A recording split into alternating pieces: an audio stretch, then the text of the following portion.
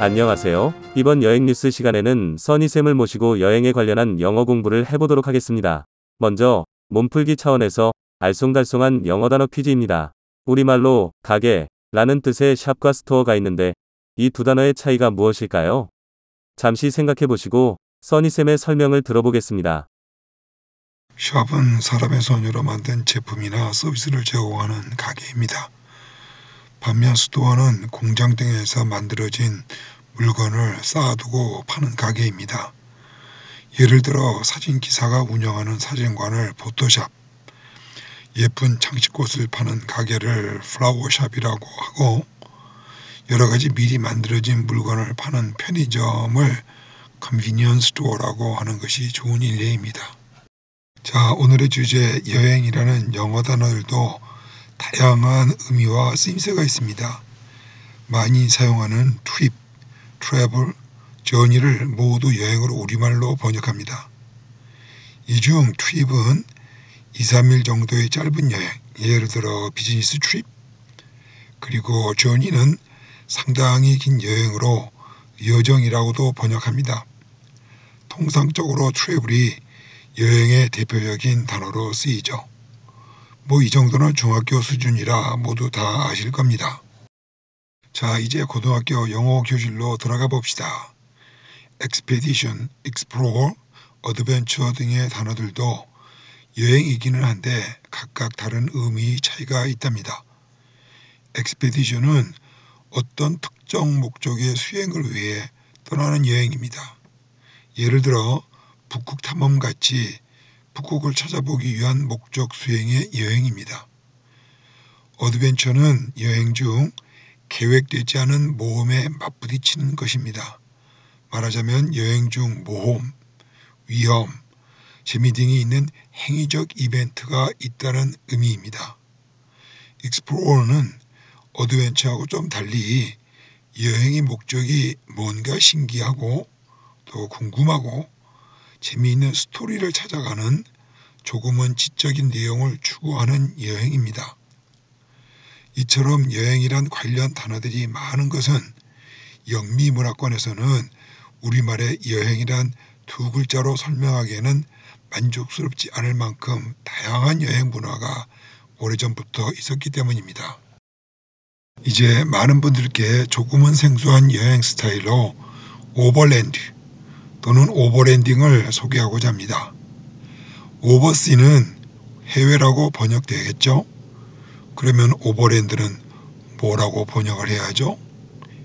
실상 마땅한 번역이 없어서 그냥 오버랜드라고 하는 것이 좋을 듯하며 이제부터 오버랜드의 의미와 이러한 스타일의 여행을 하는 오버랜더에 대해 설명해 드리겠습니다. 한국에서도 이러한 오버랜드들이 많이 나오기를 기대하면서 말입니다. 오버랜딩 여행은 다음과 같은 특징을 갖습니다. 첫째, 비행기 등 대중적인 교통수단을 이용하는 것이 아니라 자가자동차를 이용하여야 합니다. 유럽을 버스를 타고 이곳저곳을 여행하는 것은 오버랜딩이 아닙니다. 물론 비행기를 타고 칠레 산티아고를 다녀오는 것도 이에 속하지 않습니다. 둘째로 포장, 비포장, 그리고 길이 없는 곳도 갈 수 있는 스스로 개조된 차량을 이용하여야 합니다. 가급적 모든 지형을 달리기에 적합하도록 개조된 차량이어야 합니다. 예를 들어 사막이나 돌짝길, 진흙탕길도 갈 수 있도록 개조된 차량이 필요합니다. 셋째로 여행 중 모험, 위험 또는 재미를 추구하는 어드벤처 성향을 갖추어야 합니다.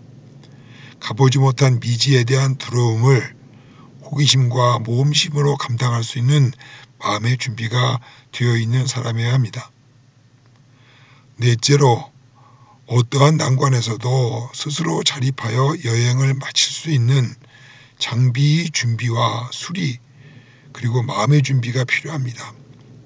자동차 수리라든지 차량 정기 및 긴급 상황 등에서도 혼자서 모든 것을 해결할 수 있는 능력과 준비가 필요합니다.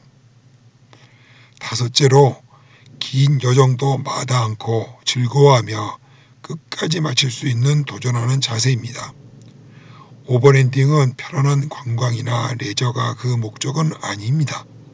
쉽게 이룰 수 없는 자신의 여행 목표를 난관을 뚫고 성취해가는 도전이 필요한 여행입니다. 여섯 번째로는 낙담과 좌절에서 다시 회복하여 계속할 수 있는 지구력과 인내심이 요구됩니다. 여행 중 지치거나 난관 가운데에서도 팀워크나 개인의 정신력으로 다시 일어서서 여행을 진행하여야 하는 원웨이형 여행입니다. 일곱 번째로 여러 나라의 국경과 대륙을 넘나드는 지속 가능한 여행 루트와 그 준비입니다. 여러 나라 또는 여러 대륙을 건너가며 하는 여행이므로 이 과정을 성공적으로 마치기 위해서는 정말 많은 준비가 필요합니다. 아마도 최소 1년 이상일 겁니다. 여덟 번째로 기성 숙박시설이나 식당이 아닌 취식과 잠자리는 캠핑 또는 차박이 주가되어야 합니다. 여행 과정 중 대부분은 아웃도어에서의 잠자리와 취사를 하는 여행입니다. 모텔, 에어비앤비, 민박 등의 실내 숙박이나 식당 이용 등을 주로 하는 것은 이에 속하지 않습니다. 마지막 아홉 번째로 최소 6개월에서 수년간의 매우 긴 여행을 하는 것을 주요 특징으로 합니다. 북극해와 남극해까지 있는 트랜스 아메리칸 하이웨이라든지 아프리카 종단이라든지 실크로드로 유럽 등을 가는 것이 이러한 좋은 예입니다. 한마디로 요점 정리하면 Exploring the World, Seeking New Horizon, 새로운 지평을 찾아서 세계를 탐험하다 라고 말할 수 있는 여행을 오버랜딩이라고 할 수 있습니다. 최근에 서구권에서 모험심 많은 이들을 중심으로 세계를 여행하는 방식입니다.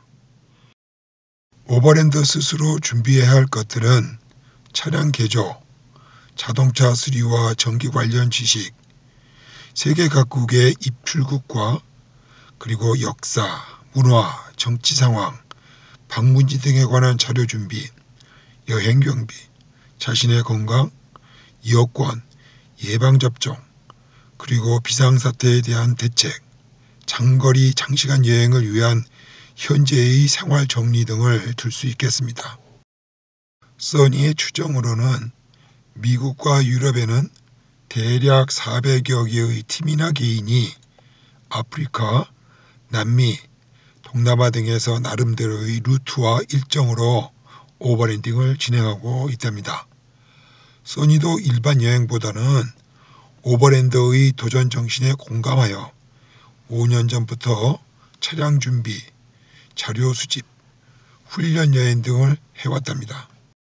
이제 시즌 3를 마치고 코로나가 좀 잠잠해질 내년 초쯤부터 멕시코로부터 시작하는 중남미, 그리고 남미, 남극권, 카리브해 국가들, 그리고 유럽 58개국을 거쳐 아프리카 58개국, 중동, 여러 스탄 국가와 인도, 그리고 동남아를 거쳐 오세아니아, 이후 필리핀, 대만, 일본을 마치고 한국에 도착할 겁니다.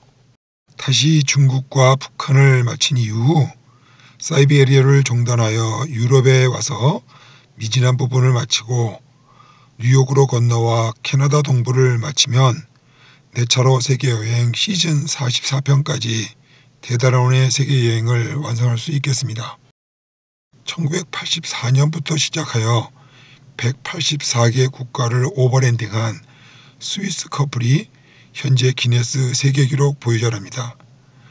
이들보다 아주 늦게 시작한 써니는 건강관리, 위기관리, 재정관리를 잘하면서 80세 되기 이전까지 국제표준기구 ISO가 설정한 250개 국가 중에 213개 국가의 오버랜딩을 목표로 열심히 이들을 뒤따라가고 있습니다.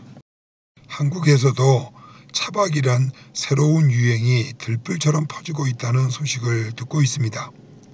무슨 산, 무슨 계곡, 무슨 바닷가 등에서 레저 스타일의 캠핑 차박을 넘어 수년 이내에 세계를 무대로 하는 많은 한국의 오버랜드들의 도전이 있기를 바라는 염원에서 오늘은 오버랜딩이란 새로운 여행 스타일을 여러분께 소개해 보았습니다.